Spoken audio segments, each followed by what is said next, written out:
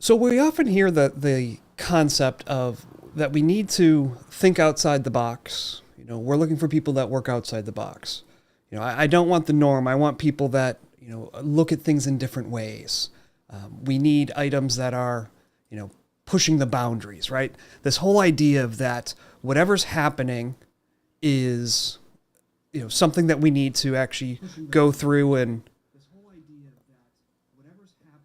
oh, that we're looking just for a way.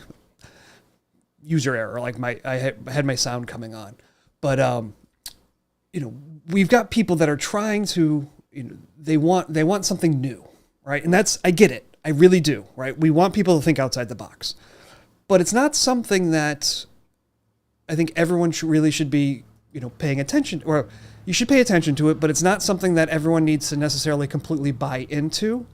Because I think one of the places that we first get a lot of what we need is inside the box, right? Let's look inside the box before we start working outside the box. And I know this was kind of a long-winded way to get to what I wanted to kind of briefly talk about today in the in this L&D lunch hour. So let's get into this.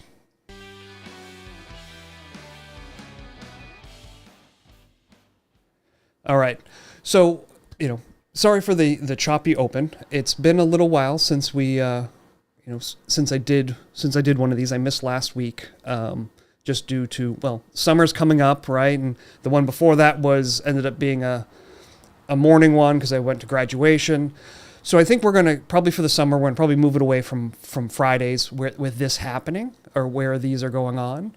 But what we're going to end up doing is we're going to still continue to do these.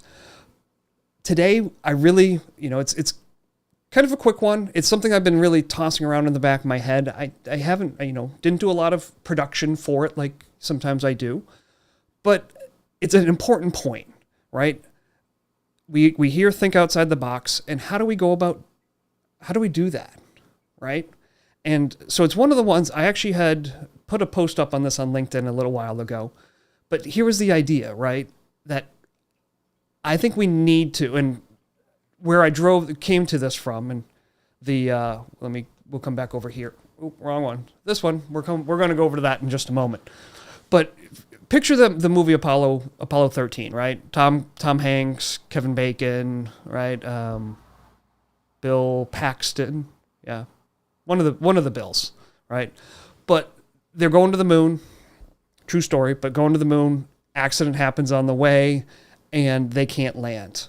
And at one of the points, all the rocket scientists, so that's what I'm going to call them over at NASA, come up and they basically have to figure out how to fit a square filter into a round hole.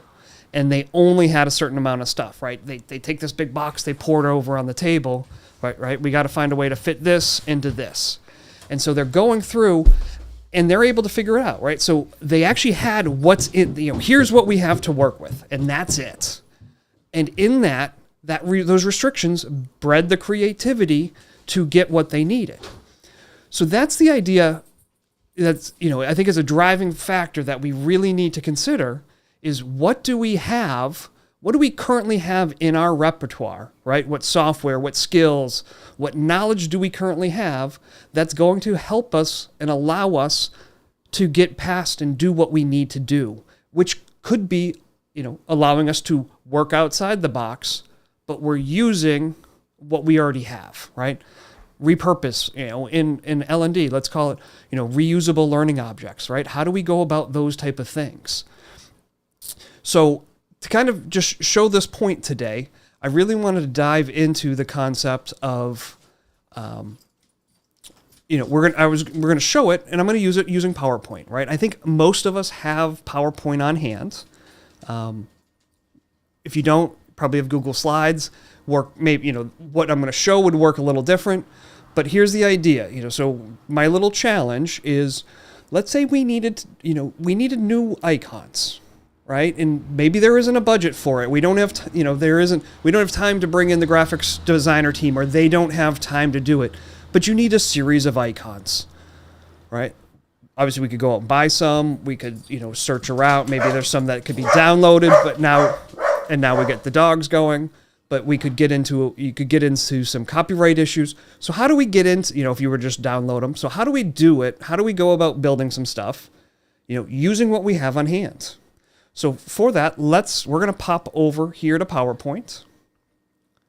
All right. So we're at PowerPoint. And so just, I think I have the most recent build of Microsoft 365.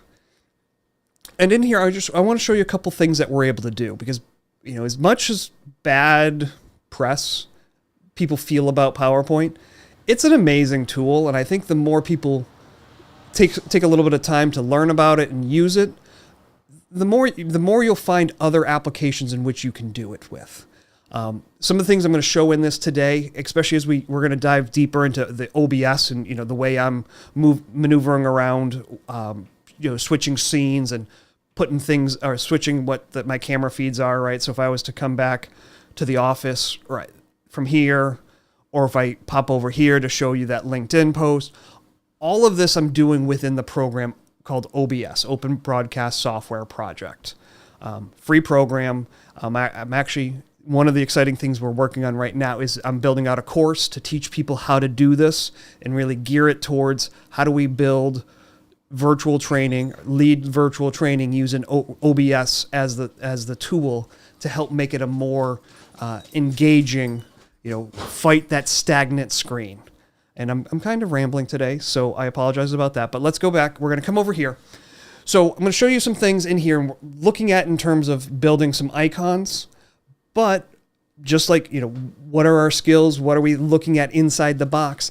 These type of things can be used in other places. So obviously I've just got a blank PowerPoint here. And what I'm going to do, I'm going to just come up and let me get my little zoom tool just so you can see this. On the home tab,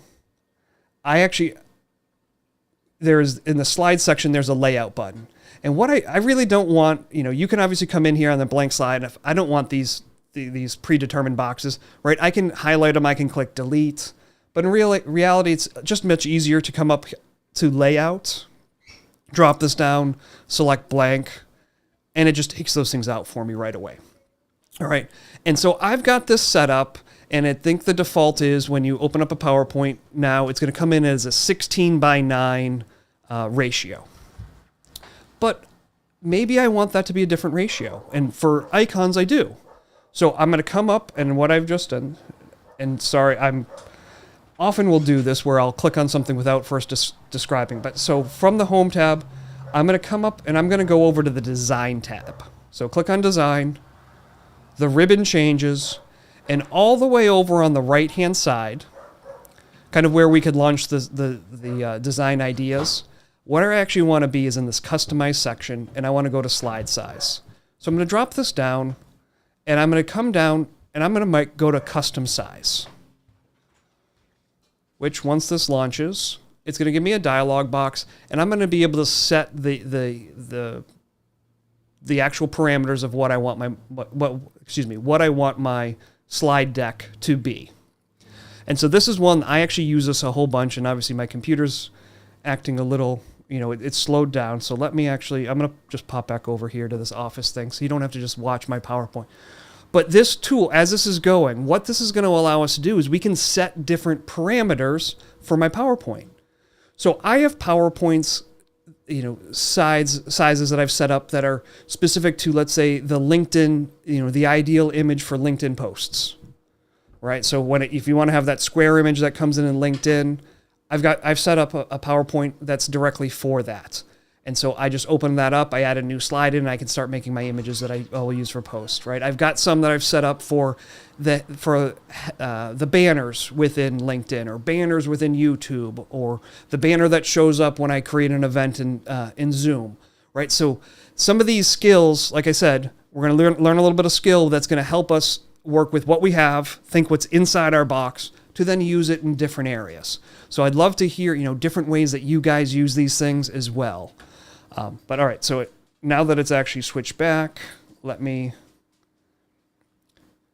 normally it doesn't take that long. I had just restarted my computer, and I think sometimes it just takes a little bit to go.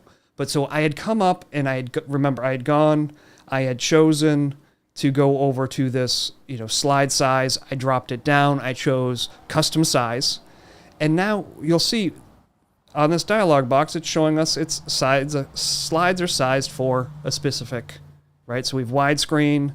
If I drop this down, it gives you a whole bunch of different layouts, on-screen show, right? And we can come down and we can see all those.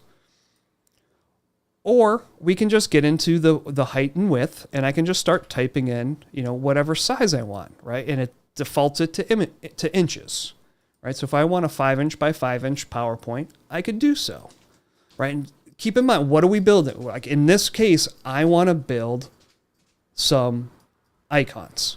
Well, I don't need a 5-inch by 5-inch icon, right? So we could make it smaller. I could do 1/2-inch by 1/2-inch. But a lot of times, and this is one that I don't think a lot of people know, is we can actually do, instead of our width in inches, we can do it in pixels, or our height in pixels. So in this case, let's say I want a 212 pixel wide image. So I'll do 212 and I'll type px, which will now convert that into inches for us. And on this one, so I want it to be exactly the same. So I want it square. So I did 212 px by 212 px. And when I hit return or hit tab, it actually marks it in to the inches based off of the output within PowerPoint, which is 96 dpi. But so in this case, I'm now just going to click OK. And in this one, this is taking the idea that we already had stuff on the page, and I was going to kind of maneuver, change it around to maximize it to fit or to ensure it to fit. It doesn't matter because we don't have anything on this. So I'm just going to click maximize. And now I have a square box. I've got a square side, right? And if I now go over the home tab and I go and I add in a new slide, right? And let's say we do a blank slide. It comes in and my next slide is the same square. So setting up a PowerPoint with that specific image size that you need is great. All right, so now we're just going to create a simple PowerPoint, a simple icon. So under Insert, I'm going to come up, I'm going to go into Shapes, right? So it's Insert section, we'll go into Shapes, and maybe I want my icon to be circular. All right, so by having a shape, I can, if I select it, I can draw it. And if I just use my mouse, I can draw it around to get the shape that I specifically want. However, and I'm going to delete that out. Let's say we want it to be a perfect circle. Oop, wrong one. I'm going to go under Shapes. I'm going to come back and I'm going to choose the ellipse. But if I now hold down Control and Shift and start drawing, pulling out, what it does is it creates, pulling from the center of the ellipse, in this case the circle, it keeps it so it's an exact circle, right? So again, hold down Control and Shift and drag out. So I'm going to make this, get that to be roughly the size I want, right? It's got a little bit of border, that's fine. So I got it the way I want it, and now note when we're in a shape, so you'll notice up here we're in shape format. I can now maybe, what color do I want, right? And I can go through and I can choose what color. We're going to go with orange today. And maybe I don't want I don't want text under shape outline. I don't want there to be an outline, so I'll take that out. All right, so now I've just got the simple shape that I want, which is great. Now, simple enough. Let's say we want an orange circle, and I want, I don't know. Let's say we're building this, and it's going to be, this is for some sort of, let's say it's for some sort of organization working with trees. And I don't know why I just chose that, but I did. So we're going to come up, we're going to come back to the Insert section. So Insert, and now let's come over and let's just take a look at what free icons that PowerPoint has in there, right? And so let's go in, let's type the word tree. And maybe I like, we're going to go with this one.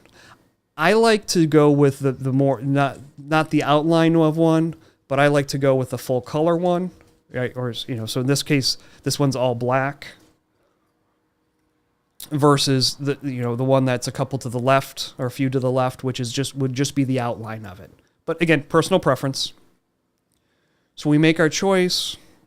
I'm going to bring my cursor down here so we can see it. Down at the bottom, we can now click Insert. And what it's now done is it's brought in that image. And now, let's say I can again hold down Control-Shift. And the nice part about Control-Shift is it pulls it out from the center, right? So wherever it's located, we can kind of get it the size that we want. There's a few things you may want to look at.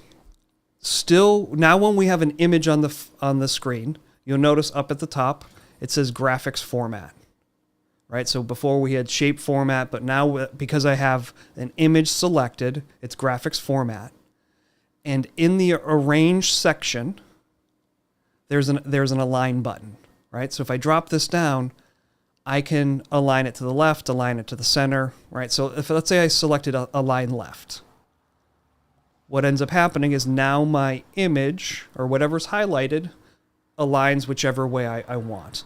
So this is an item, this Align is something I really like, and I actually will add it to my Quick Access Toolbar. So if you right-click on it, you can choose Add to Quick Access Toolbar as that choice. I already have it set up.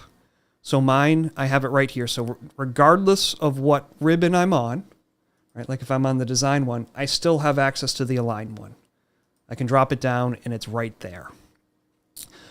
But what can happen, and actually what we're going to take this, if we have, like right now, that icon image of the tree isn't centered. So what you're able to do is if we select both items, so the image as well as the shape, I've got them both selected. I can now go back to this Align, and if we have multiple things selected, notice at the bottom we have Align to Slide or Align to Selected Objects, it will default if we have multiple things. And that's what we want. I want to align these together so that they both keep the same shape or the same layout. So in this case, I'm going to align center. And I'm going to do it one more time. I'm going to align it middle. And actually in the middle, we were already good. But now I've got the starting of this icon. I can now, again, I'm going to highlight the graphic so I can come up to graphics format because I don't want this to be a specific, I don't want it to be black. I want it to be a different color. So now, with graphics format selected, I can go to graphics fill. And maybe I want my tree to be green, right? Or maybe I want it to be, a different green, right? I can go through, and if you've got specific colors, you can do all those type of things. But I'm going to go with that green there, right? And maybe on this one, I do want an outline, right? But maybe the weight, I want it to be a lot thinner, right? So I can go through and I can start setting this all up the way I want. And now, what I'd like to do is I'll select both items. And this is another item that you can add to your Quick Access Toolbar. It is under, I always forget where, this is why I always add stuff to my Quick Access Toolbar is I like to be able to find stuff easily. There is a selection pane, right, which allows us to see everything that's in my slide. And so what I can do here is I can, if I select graphic, it would show, just select this, and I can rename it. So maybe I want to call this, tree. I'm going to call this circle. Right, so I know exactly what it is. But now I'm going to highlight both of those. Right, so I've got them both selected. And then we can do a Control G, or if you go under Shape Format, and actually, so here, notice Shape Format, there's the selection pane. So it's under Shape Format and it's in Arrange. You can get to the selection pane. What I want to do is I want to group these items. So it's one item, right? So now I can drag this around and those stay together. All right. So I've got, this is the icon I like, right? But it's at this moment, it's still a PowerPoint. Simple enough. What I like to do is I just right click. I choose Save as Picture. Right, and where we're gonna put this right now into my Downloads folder, so we can easily get to it. And we will call this, if I could spell, tree icon. And now we can save it as, what type of image do we want to do? PNG, JPEG, GIF, a TIFF, scalable vector graphic. So this, knowing what type of image you want to, where is it going into and what type of images they take. It's a good one. That SVG is nice because with it being a vector graphic, you can resize it and it doesn't lose quality. It basically becomes an equation or an algorithm that they're able to, that no matter how big you make it, it doesn't lose any quality. I'm just going to do it as a PNG for right now. But now, there we go. It's saved out as a graphic. If I was to pull up my folder here, let me just, it's on my other screen, so I'm just going to bring it over. All right, so here's my Downloads folder. I can open up my images, which then actually put it over there. But there is, what's this in? I think this is in Paint, or it's whatever the Windows image thing is. But there's my icon, right? And I can now insert that into something else. Right? I could, let's say we open up Word. Right? Get myself a blank document. Just for ease, well, we'll just do it like this. I can now go up under Insert, Pictures, this device. Right, we're going to select Downloads, and I can bring in my image. Boom, and it comes in, and at this stage, if we look at it, I've got this selected. We can see the image came in at roughly 1.44 inches, which is what, when we set it for 212 pixels, that came in. Right? Maybe it's a little bit too big, maybe we only want this to be 0.75, right? I can change it there and it will drop it down. So we can easily make icons with tools that we specifically need, right? So I'm thinking within the box, what do I currently have that's going to allow me to achieve what I need to? Just going back, because I think, especially with this is such an easy way to make icons. And obviously, if we can get into programs like, or free websites like VectEasy, which will allow us to bring in other types of images. There's free and there's a paid version, but we can pull in other things and we can make these things, make them look differently, right? We can dial into the specific look that we want. But let's say, all right, I like this, right? I've got this set up, but now I need, we're building something out for trees, right? And so here's a tree that's grown. We need a couple other ones. What I will generally do now is I will then, select this, within this PowerPoint that I've sized to the size I want. I'll now come over, right click on it and I'll select duplicate slide, which gives me a second one, and I'll do it one more time and we'll get a third one, right? So maybe we need 2 other images. Now on image 2, what I can do, go back to the selections pane with it being grouped and just select the tree. And now with that selected, right click on it. And I'm going to choose change graphic. And I'm come down, I'm going to go to icons. And because that graphic is already in there and at the size we want and in the shape, right? Maybe now we need an acorn. Right? I'm going to select that. Again, behind my head is the insert button. Right? There it is. So I'll click insert. And it's now gone and changed from a tree, from the tree to an acorn, right? It's all there. If I wanted to resize this, I could. I'm happy with the way this looks. So I'll just right click, save as picture. Right, and let's call this one acorn,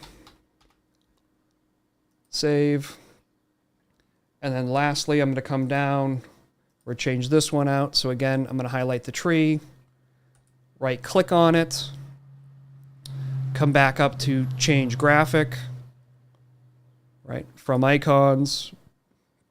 I'm going to go in, I'm going to select tree. And on this one, maybe it's, it's the end of the road for the tree, and we're going to make it a stump. All right, and so I've now, again, last time, I'm going to right click on it, click save as picture,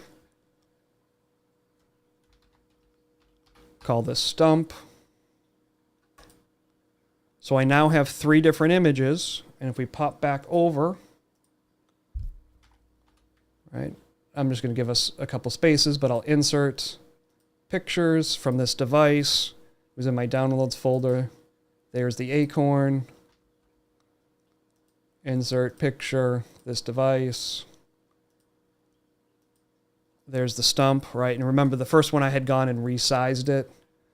So I can do that, just select the image, which brings us up to the picture format section. And then over on the right-hand side for height, 0.75. If I hit tab, it will change both of those for me. I'll unzoom, and we'll have it that way. If you're more of a right-click fan, right-click on the image, come to size and position. What you want to make sure, aspect ratio is locked. So that what that means is if I make the change to one side, right, 0.75, it will change to both. Right, we didn't need a 75-inch image. But click OK. And now I have 3 sets of icons brought into my document with the look and feel I want. Right? So in this case, it wasn't necessarily important that it was about building icons. Right? It was the idea that I need, I was in my fantastical example, we needed icons for a company that built, did an arborist, right? That was the word I've been searching for. But that built out material, and we needed icons that were driven towards trees or a tree service. And so I went in, instead of having to go buy some, instead of having to go search around for possible thing, just downloading it, doing a Google image search and maybe not making sure that I've selected for Creative Commons, I'm able to quickly create something that's professionally looked. And I would spend some more time, maybe play around with some gradients and different things, or we could do intersections and make things look even neater. But you're able to quickly build something out using something you already had on hand, right? It means you have to have an idea of what you have, what you need, build some skills in what you do use. But you're going to be able to get so much more creativity using what you already have. And now we don't have to be, especially with the way things are right now, like grocery bills and gas prices and work budgets. You can still get amazing results just using what you already have.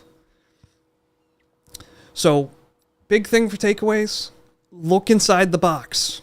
Don't I get the idea of we need to work outside the box. We need to do things that we've never done. Great. Use what you already have to do that. Because what you're going to end up finding in this process, when you go this route and you start thinking, hey, I've got this, but what could I use to go with that? You're going to realize the power of some of the things that you already have on hand. You're going to be able to go and do things that weren't there before, or you weren't able to do, but you still had that material. So that being said, it's actually the second day of summer. I got kids. I mean, you probably heard them running around. Hope you guys have a great weekend. We'll be back to regularly scheduled, with some events, when they're coming and what they're doing. So like this one, I didn't even advertise. I just dropped it. Obviously, as you could see, especially with that intro, that was a little rough.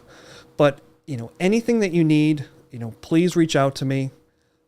there's my contact information. Feel free to email me. Feel free to give me a call. I'm happy to help. And with that, folks, I hope you guys have a wonderful weekend. And I will see you guys next week. All right. Take care.